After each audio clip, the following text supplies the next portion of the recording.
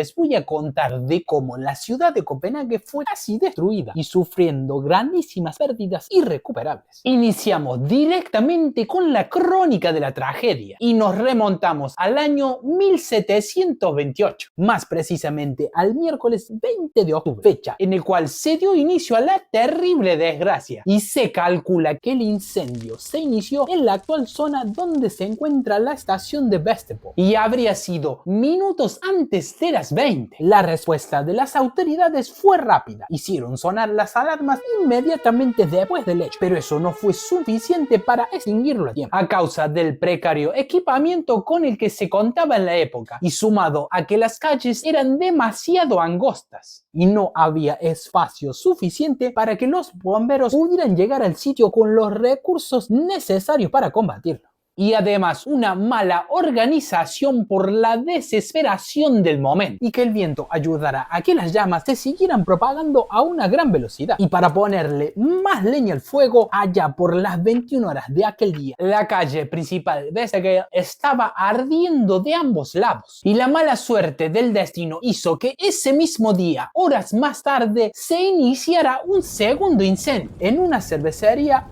entre las 22 y 23 horas. Y la ayuda fuera enviado demasiado tarde debido a estar combatiendo el primer foco, y alrededor de la medianoche el viento cambió de dirección hacia el oeste y la situación se volvió aún más crítica. El incendio se expandió hacia la actual Nordport.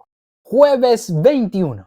Temprano por la mañana, en Gammeltoft se llevó a cabo un último intento desesperado para evitar que el fuego se siguiera propagando en varias residencias que ya estaban siendo tomadas por las llamas, y se decidió tomar una nueva estrategia, que se trataba de disparar con cañones para así hacer colapsar estructuras de edificaciones y que las llamas no pudieran seguir con su camino de destrucción letal. Lamentablemente esto no funcionó e inmediatamente se dio una nueva orden de dinamitar con cargas de pólvora negra. La primera demolición sería en un edificio en donde se encontraba una antigua bodega, en la esquina de estas dos calles, que en la actualidad no existe esta intersección. Pero este plan fracasó debido a que la pólvora explotó antes, cuando los hombres estaban transportando las cargas. Varios edificios se vinieron abajo debido a la explosión. Algunas personas desaparecieron y otras resultaron heridas, y eso dio la aparición de nuevos incendios a edificios cercanos,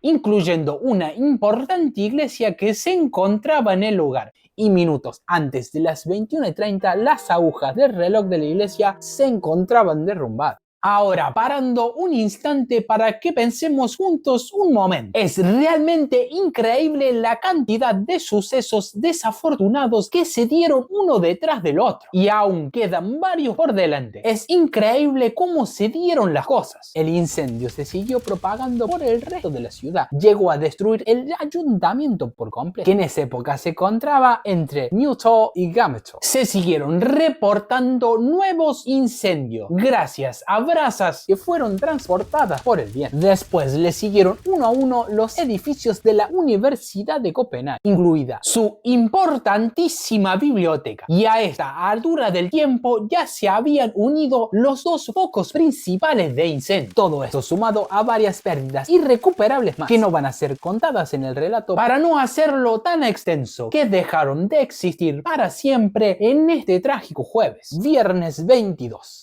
En la mañana el viento cambió de nuevo de dirección, soplando ahora hacia el noreste. La lucha contra el fuego finalmente mostraba cierta organización, pero él seguía haciendo de la suya, destruyendo innumerables edificaciones. Sábado 23.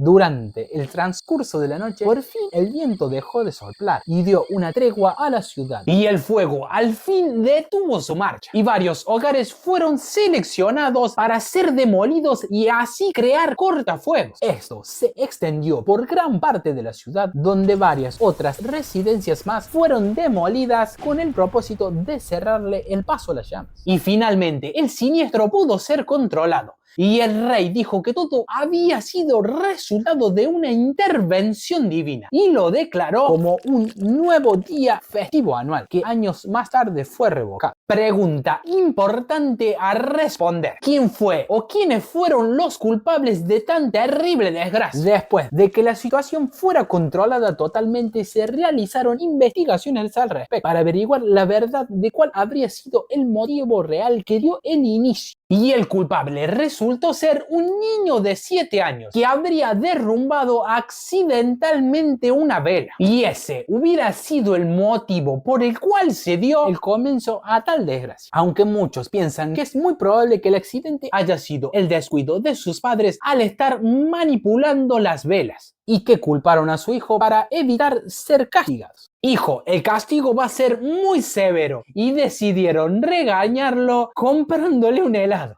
Resumen de las pérdidas: el 30% de la ciudad fue destruida, gran parte de la población se quedó sin hogar. Además de las incalculables pérdidas humanas, desaparecieron importantísimas obras literarias y artísticas que hasta el día de hoy se siguen lamentando, principalmente muchos escritos que se encontraban en la antigua biblioteca de la Universidad de Copenhague, así como en las diferentes iglesias e importantes edificios de la época. Consecuencias: cuando se inició la reconstrucción de la capital danesa, se modificó el ancho de las calles para facilitar el movimiento de los bomberos. Se prohibió que las casas tuvieran entramados de madera, pero esto no duró por mucho tiempo, debido a que la construcción en ladrillo era muchísimo más costosa. Pero si pensaron que todo había terminado, esperen allí. En 1795, la ciudad fue víctima de otro terrible incendio. Esta vez, el inicio del incendio